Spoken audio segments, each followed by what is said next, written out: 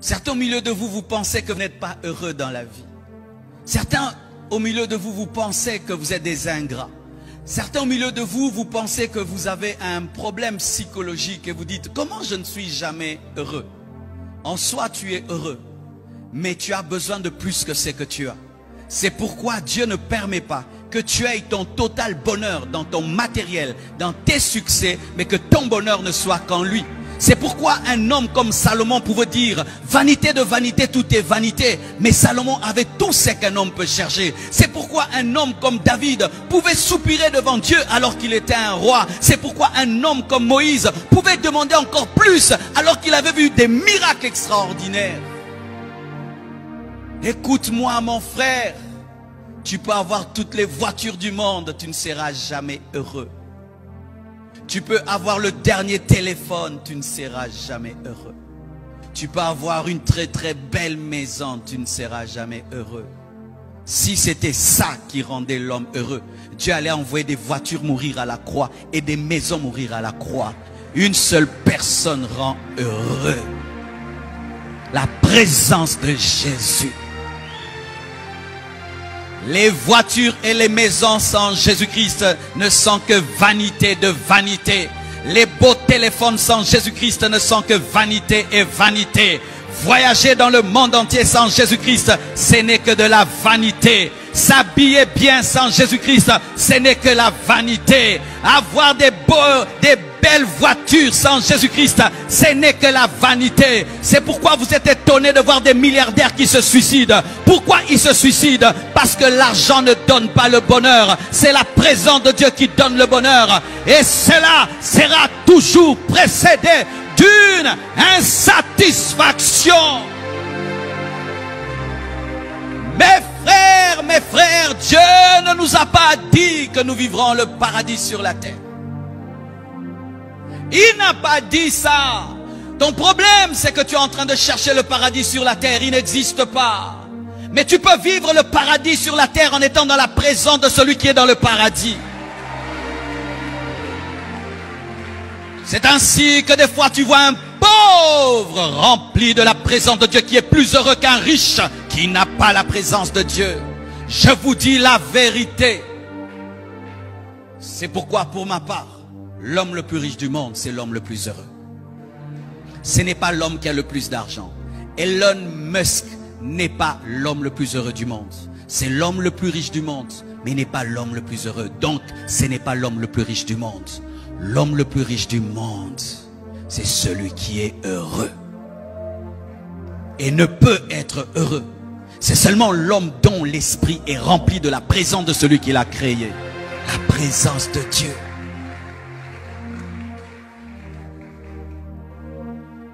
C'est pourquoi Dieu s'arrange toujours que tu aies des insatisfactions. Quand j'ai eu ma nouvelle maison, waouh, quelle belle maison. Un mois après, je la trouve normale. J'ai dit non Marcelo, il faut que tu sois étonné. Non, ça ne m'étonne plus. L'homme est divin, il ne peut pas être impressionné par une maison. Tu achètes une nouvelle voiture, dernier modèle, un mois, waouh, après, je ne veux même pas la conduire.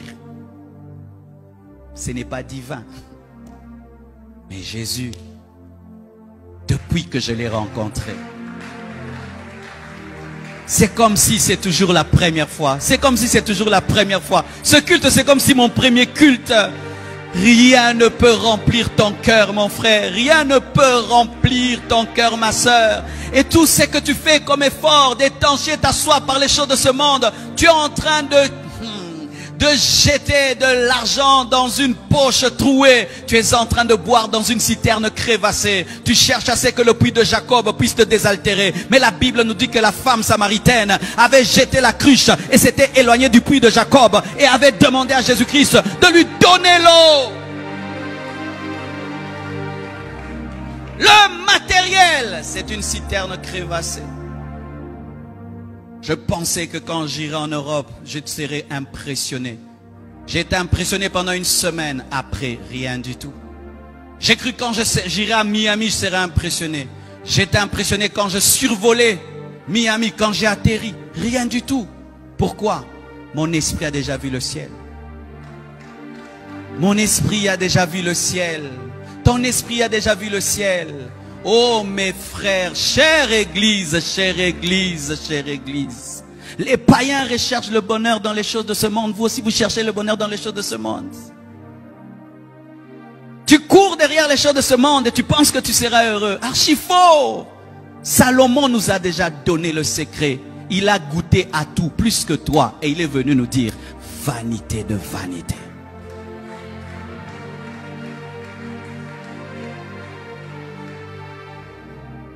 Quand ces choses sont sorties, j'ai vu quelqu'un qui l'avait. Il paraissait être un extraterrestre. Aujourd'hui même, les enfants jouent avec ça.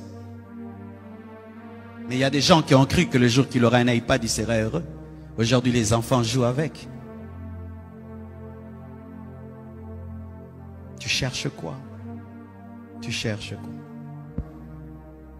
Tu cherches à remplir un trou sans fond.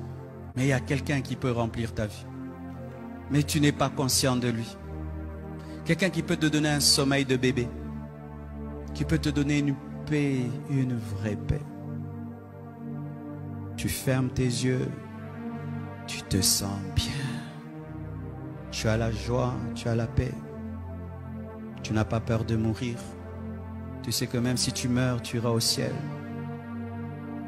Tu n'as pas peur du futur.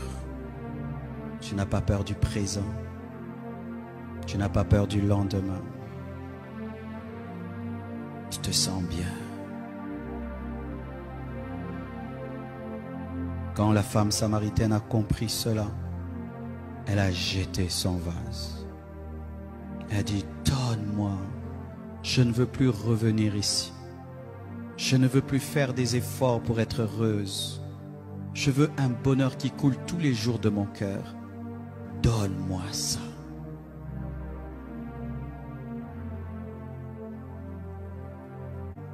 Une personne qui est remplie de la présence de Dieu est la personne la plus heureuse sur la terre. Elle est capable même dans des temps de tristesse de manifester une paix et une joie qu'on ne peut expliquer. Écoutez aussi ceci, mes frères et sœurs. Nous sommes l'église de temps de la fin. Et voici ce qui est arrivé quand Jésus est venu dans ce monde. Il n'y a pas eu de place pour lui dans les hôtelleries. Le monde a refusé de le recevoir. Et Jésus-Christ est allé naître dans une étable. Il en est de même en ce temps de la fin, mes frères. Le monde ne veut plus de Jésus. Mais nous devons être l'étable qui le reçoit. Nous devons être l'étable qui le reçoit. Alors que le monde est en train de rejeter Dieu, de manifester une aversion pour Dieu, nous devons être les étables qui le reçoivent. Je te supplie, mon frère, veille sur ta marche.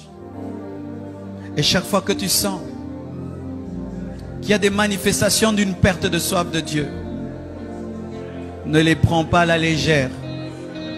C'est comme ça que la mort spirituelle commence. Où tu ne pries pas, tu es à l'aise. Tu ne lis pas la Bible, tu es à l'aise. Tu pêches, tu es à l'aise. Ce n'est pas un bon cœur. Refusez ça, mes frères. Refusez ça. Un vrai chrétien est mal à l'aise quand il ne prie pas. Mal à l'aise quand il ne lit pas la Bible. Mal à l'aise quand il demeure dans le péché. Quand il ne sait plus manifester son amour à Dieu, il est mal à l'aise. Regardez. Un bébé né, il ne sait pas parler. Il ne sait pas marcher. Il dépend totalement de sa maman. Mais regardez le bébé. Quand il a soif, il sait exprimer sa soif. Quand il a faim, il sait exprimer. Même s'il ne sait pas parler, il va communiquer un langage. Il va pleurer, il va crier. Et les mamans savent. Là, il pleure parce qu'il a soif. Il pleure parce qu'il a chaud. Il pleure parce qu'il a faim. Si une mère peut savoir, c'est qu'un bébé qui ne parle pas dit, tu penses que Dieu ne peut entendre les soupirs de ton âme? Dieu a dit à Moïse, ce Ce peuple est un peuple courroide. Je ne vous accompagnerai pas. Vous irez avec l'ange. Vous aurez le lait, le miel. Vous aurez Canaan. Qu'est-ce que Moïse a dit? Je ne bougerai pas d'ici. Je ne quitterai pas si toi tu n'es pas avec nous. Je n'ai pas cru en toi pour le lait, le miel. Je n'ai pas cru en toi pour Canaan. J'ai cru en toi pour être avec toi. Nous avons cru en Dieu pour être avec lui. Nous avons oublié ça. Nous n'avons pas cru en Dieu pour aller en Canaan. Nous n'avons pas cru en Dieu pour avoir des choses. Nous avons cru en Dieu pour avoir une relation. Une relation. C'est pourquoi si Dieu n'est pas au ciel, je ne veux pas aller au ciel. Si Dieu n'est pas au ciel, je ne veux pas aller au ciel. Le ciel devient le ciel seulement quand Dieu s'y trouve. C'est lui l'essence et la substance de la nouvelle Jérusalem céleste. Si Dieu n'est pas dans ma bénédiction, je ne veux pas ma bénédiction. Si Dieu n'est pas dans mon élévation, je ne veux pas mon élévation. Je veux papa. Je veux papa. Montrez cela toujours à Dieu. Quand Paul dit, rien ne nous séparera de l'amour de Dieu, mes frères, ce ne sont pas seulement les démons. Ce sont même les bénédictions de Dieu. Même les bénédictions de Dieu peuvent nous séparer de lui.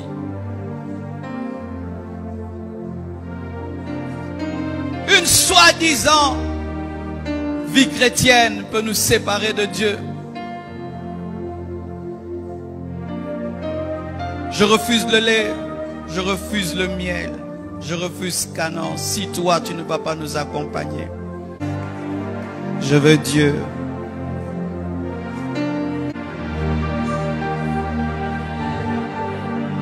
Que ce monde ne vous sépare pas de Dieu. La Bible dit à la fin des temps, il y aura des mauvais jours. Car les hommes seront irréligieux et insensibles. Les hommes refuseront tout ce qui a trait à Dieu. Les hommes refuseront tout ce qui va leur rappeler la spiritualité. Hier, je me suis amusé à compter combien de chaînes chrétiennes il y a sur Canal+. Il n'y a que 4 chaînes chrétiennes. Sur 300 chaînes, il n'y a que 4 chaînes chrétiennes. Impact TV, LMTV, Béni TV, EMC TV, c'est tout. Mais des chaînes sur des casseroles, sur préparer la nourriture, sur des animaux, sur des poissons, sur de ceci. Mais le Dieu créateur, 4 chaînes, le monde. Et où? À la fin du bouquet, là-bas, loin.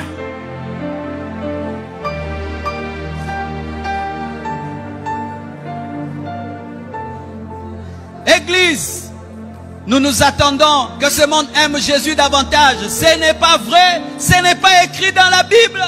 La Bible nous dit que plus nous irons vers la fin des temps, ce monde ne va pas aimer Dieu. Et il ne va pas aimer aussi les chrétiens. C'est ça la Bible.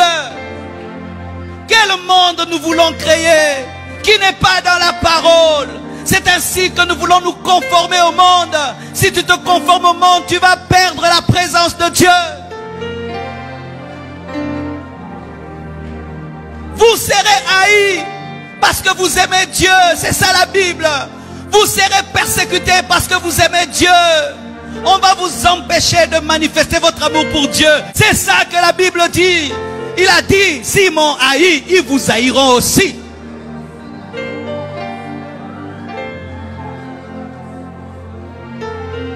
Pourquoi demandes-tu au monde la permission pour aimer Jésus?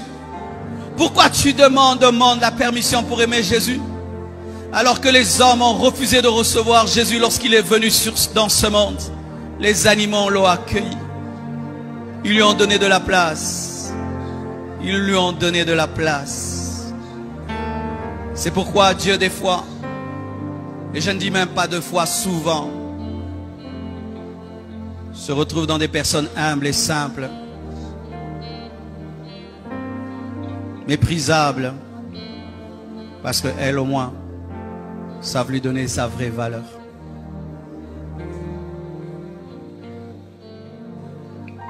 Je ne sais pas ce qui se passe dans ta vie chrétienne ces derniers temps, mais je te supplie, ne laisse pas ce temps présent détruire ton amour pour Dieu. Peut-être que tu n'as rien, rien en poche, rien dans ton compte en banque. Et tu penses que tu n'es rien. Le monde a fini par te faire oublier la vraie richesse. Avoir Dieu. Avoir l'assurance de son salut. Être prêt pour l'éternité. Il n'y a pas mieux que ça. Mon âme a soif de toi. Mon cœur a faim de toi. Mon ami.